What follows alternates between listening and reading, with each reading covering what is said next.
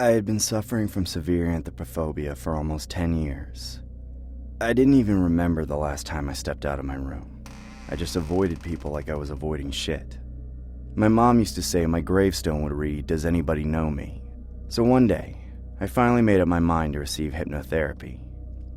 Searching on the internet, I found a hypnotherapist and visited his house. I didn't know then it was the door to hell. The hypnotherapist welcomed me with a big grin, which looked like he was stretching his mouth side to side rather than smiling. The pupils of his eyes were as dark as the inky blackness itself, and it felt like his eyes were about to suck my soul like a black hole. There were a lot of pictures hung on the wall along the entryway. In the pictures, he was hypnotizing. However, the expressions of those being under hypnosis looked weird. Their mouths were ridiculously wide open, and their eyes were rolled back. I couldn't figure out whether they were laughing or screaming. Above the pictures, it was written, "Once you walk into John's paradise, you can't walk away." John was the name of this hypnotherapist.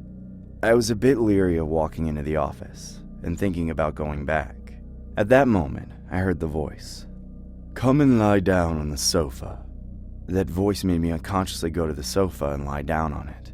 "Close your eyes. You are going to lose all your strength." As soon as I heard his voice, all my strength faded away in a moment. I just laid there thinking, is this really hypnosis? And I began to get scared.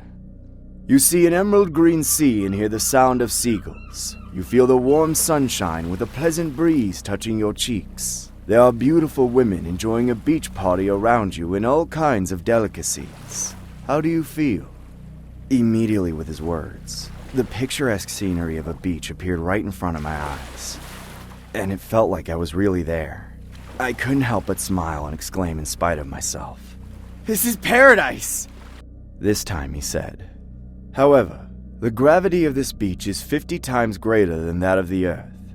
Now your body is going to be drawn deep into the ground by the massive gravity." Then, it felt like my whole body was being trampled by a giant rock. Somebody help me! I struggled to get out, but my body didn't move at all. "Let me out, you bastard son of Satan!" I cursed him frantically in terror.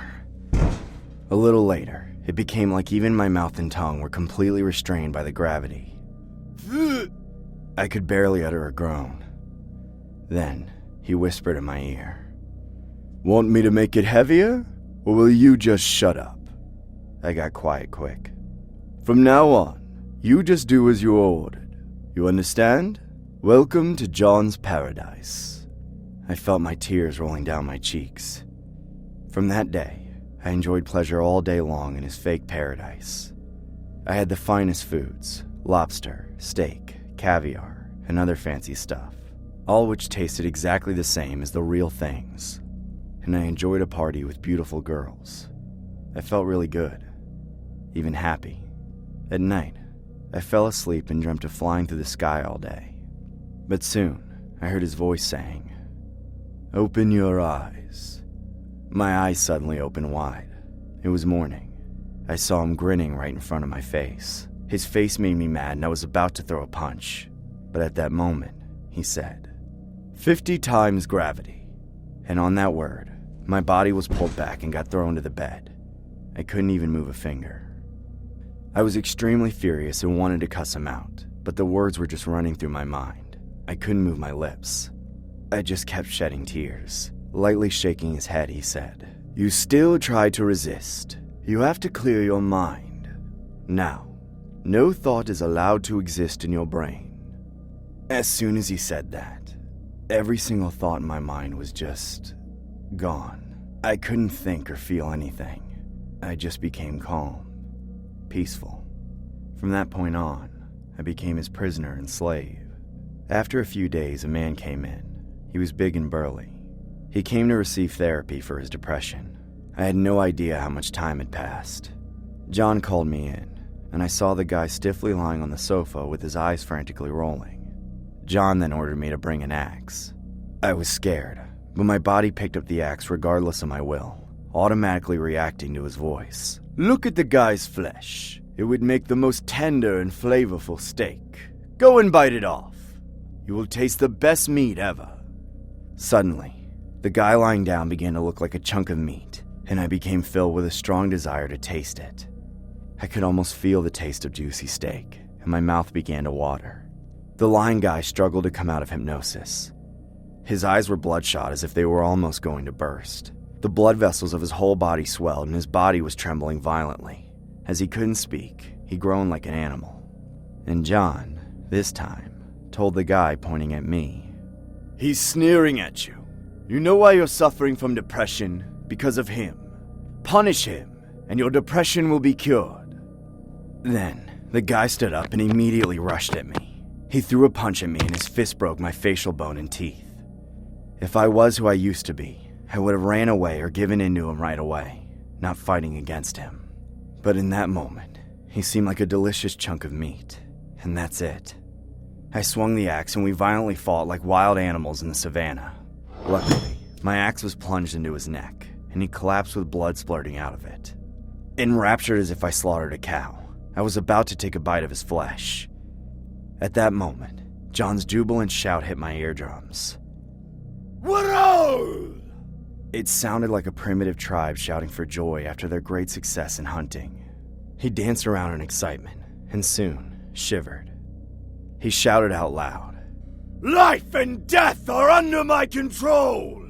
On his shout, I suddenly came back to my senses, and I realized what I had done. Then, I wet myself standing there. Frowning at me, he shouted, "Hey, Mr. Champion, do not excrete without my permission." He sent me to the toilet. When I came back, the dead body disappeared. Since then, I had been sick in bed for a week and barely came back from the dead. After some time, while I was lying on the bed, the police rushed in. John was already involved in a number of murder and missing persons cases. The police searched the entire house and found some bloodstains and evidence here and there, but they couldn't find John. Although they kept asking me who messed up my face like that, I stayed lying in bed in silence, just staring at the ceiling. At that moment, the voice came from somewhere. "Welcome to John's paradise. Close your eyes. You are standing on a beach, enjoying the warm and nice sunshine." When two of the police were about to close their eyes, the remaining one shouted, "Open your eyes! Don't be fooled!" John's voice was still coming out of a speaker mounted on the wall. "You are losing all your strength. Listen carefully to the sound of waves and seagulls on the beach. It's perfectly peaceful." The speaker was sending the sound of waves as well, together with his voice. Finally, with their eyes half closed and legs turning to jelly, they began to stagger wobbly from side to side. "Open your fucking eyes! This is not a beach! Son of a bitch!" They kept swearing. John's voice from the speaker continued. "This is the paradise. Clear your mind for just this moment. Lie on the beach and get some sweet rest." His slow and gentle voice made them lie on the floor one by one. A few minutes later, all of them lay around on the floor, with smiles on their faces. Their faces and postures looked absolutely relaxed. At that moment, I heard the sound of trampling feet. Stepping towards them, John said, "Now all of you are under deep hypnosis. What you have to do is only to obey my orders. All right? Open your eyes. You have water guns in your hands. Now, it's time to have some fun with your friends." Then, they picked up their handguns with naive smiles. John said, "On the count of 3, you will shoot each other with your water guns. It will be so much fun. 3, 2, 1. BAM! With his shout, they shot their guns at each other and their blood splattered everywhere, and they all collapsed. I trembled with fear and began to lose my breath. John told me with a generous smile, "Do not be scared, child. I'm just saving people from this filthy world." Then, he left that house, bringing me along with him. For several months since then, we wandered around various places and continued to lure and hypnotize people. And I had another 5 fights. In my second fight, I lost some of my toes. And in the 4th fight, my ears were torn. In the 5th fight, my enemy poked out my left eyeball and ate it up. In every fight, I was nearly on the verge of death. But fortunately, I survived anyway. But my body was totally ravaged by continued fights, and I became unfightable. So, John sent me to jail in place of him. I told the police that I was under hypnosis, but of course they didn't believe me. And John is still at large. But I am happy now in prison. Although I am behind bars, I finally got out of his control and regained my freedom. Now I can control my body as I want. When I open my eyes every morning, I shout loudly, shedding tears of joy. I'm alive! I'm alive! I know he's still out there continuing to do his awful deeds. But I don't know anyone who can stop him. If there's anybody who's going to try to catch him, I will warn you. As soon as you face him, your soul will be possessed by him, and you will never get it back.